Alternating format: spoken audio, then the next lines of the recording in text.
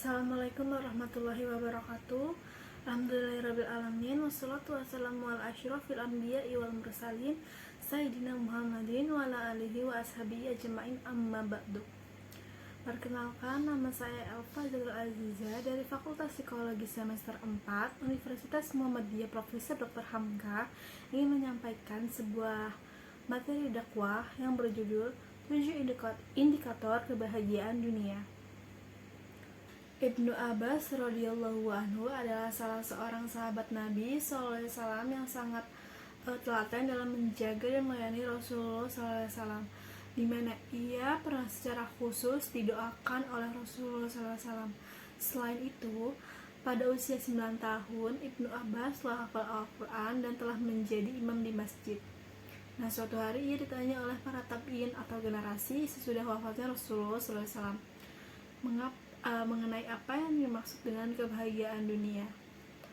Lalu, jawaban Ibnu Abbas ada 7 indikator kebahagiaan dunia, yaitu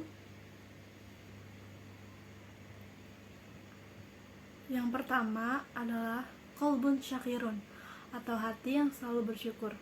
Memiliki jiwa syukur berarti selalu menerima apa adanya atau qanaah, sehingga tidak ada ambisi yang berlebihan, tidak ada stres. Inilah nikmat bagi hati yang selalu bersyukur. Nah, seorang yang pandai bersyukur sangatlah cerdas memahami sifat-sifat Allah Subhanahu wa taala, sehingga apapun yang diberikan oleh Allah, ia malah terpesona dengan pemberian dan keputusan Allah. Bila sedang kesulitan, maka segeralah ingat sabda Rasulullah SAW, yaitu, kalau kita sedang sulit, perhatikanlah orang yang lebih sulit dari kita. Bila sedang diberi kemudahan, ia bersyukur dengan memperbanyak amal ibadahnya. Kemudian Allah pun akan mengujinya dengan kemudahan yang lebih besar lagi. Bila ia tetap bandel dengan terus bersyukur, maka Allah akan mengujinya lagi dengan kemudahan yang lebih besar lagi. Maka berbahagialah orang yang pandai bersyukur. Yang kedua, al-azwaju sholihah, yaitu pasangan hidup yang soleh. Nah, pasangan hidup yang soleh akan menciptakan suasana rumah dan keluarga yang soleh pula. Di akhirat kelak, seorang suami atau sebagai imam keluarga akan diminta pertanggungjawaban dalam mengajak istri dan anaknya kepada kesolehan. Nah, berbahagialah menjadi seorang istri bila memiliki suami yang soleh, yang pasti akan bekerja keras untuk mengajak istri dan anaknya menjadi muslim yang soleh dan solehah. Demikian pula seorang istri yang soleh akan memiliki kesabaran dan keikhlasan yang luar biasa dalam melayani suaminya. Walau seberapa buruk kelakuan suaminya, maka berbahagialah menjadi seorang suami yang memiliki seorang istri yang solehah. Ketiga, al-auladun abrar, yaitu anak yang soleh. Saat Rasulullah SAW lagi tawaf, Rasulullah SAW bertemu dengan seorang anak muda yang pundaknya lecet-lecet. Nah, setelah tawaf, Rasulullah SAW bertanya kepada anak muda itu, "Kenapa pundakmu itu?" Jawab anak muda itu, "Ya Rasulullah, saya dari Yaman. Saya mempunyai seorang ibu yang sudah uzur. Saya sangat mencintai dia dan saya tidak pernah melepaskan dia. Saya melepaskan ibu saya hanya ketika buang hajat, ketika sholat atau ketika istirahat. Selain itu, sisanya saya selalu menggendongnya." Lalu anak muda itu bertanya, "Ya Rasulullah, apakah aku sudah termasuk ke dalam orang yang sudah berbakti kepada orang tua?" Nabi SAW sambil memeluk anak muda itu dan mengatakan, "Sungguh Allah ridho kepadamu, kamu anak yang soleh, anak yang berbakti. Tapi anakku, ketahuilah, cinta orang tuamu tidak akan terbalaskan olehmu." Dari hadis tersebut, kita mendapat gambaran bahwa amal ibadah kita ternyata tidak cukup untuk membalas cinta dan kebaikan orang tua kita. Namun, minimal kita bisa memulainya dengan menjadi anak yang soleh, di mana doa anak yang soleh kepada orang tuanya dijamin akan dikabulkan oleh Allah. Berbahagialah kita bila memiliki anak yang soleh. Keempat, al-biyatu sholihah, yaitu lingkungan yang kondusif untuk iman kita. Yang dimaksud dengan lingkungan yang kondusif ialah kita boleh mengenal siapapun, tetapi untuk menjadikannya sebagai sahabat qarib kita, haruslah orang-orang yang mempunyai nilai tambah terhadap keimanan kita. Nah, dalam sebuah hadisnya, Rasulullah mengajarkan kita untuk selalu bergaul dengan orang-orang yang soleh.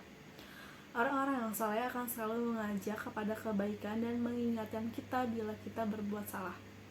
Orang-orang soleh adalah orang-orang yang bahagia karena nikmat iman dan nikmat Islam yang selalu terpancar pada cahaya wajahnya.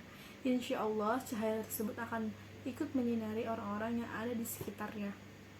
Nah, berbahagialah orang-orang yang selalu dikelilingi oleh orang-orang yang soleh dan solehah. Yang kelima adalah al-malul halal atau harta yang halal. Paradigma dalam Islam mengenai harta bukanlah banyaknya harta, tetapi halalnya. Ini tidak berarti Islam tidak menyuruh umatnya untuk kaya. Dalam riwayat Iman Muslim di dalam bab sedekah, Rasulullah SAW pernah bertemu dengan seorang sahabat yang berdoa mengangkat tangan. "Kamu berdoa sudah bagus," kata Nabi SAW. "Namun sayang, makanan, minuman, dan pakaian dan tempat tinggalnya didapat secara haram.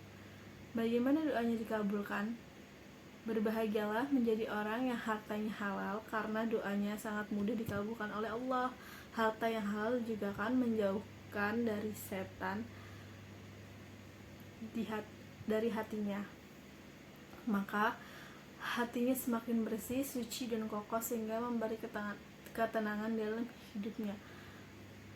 Maka berbahagialah orang-orang yang selalu dengan teliti menjaga kehalalan hartanya. Keenam, tafakuh fiddin atau semangat untuk memahami agama. Semangat memahami agama diwujudkan dalam semangat memahami ilmu agama Islam. Semakin ia belajar, maka semakin ia terangsang untuk belajar lebih jauh lagi ilmu mengenai sifat-sifat Allah dan ciptaannya. Allah menjanjikan nikmat bagi umatnya yang menuntut ilmu.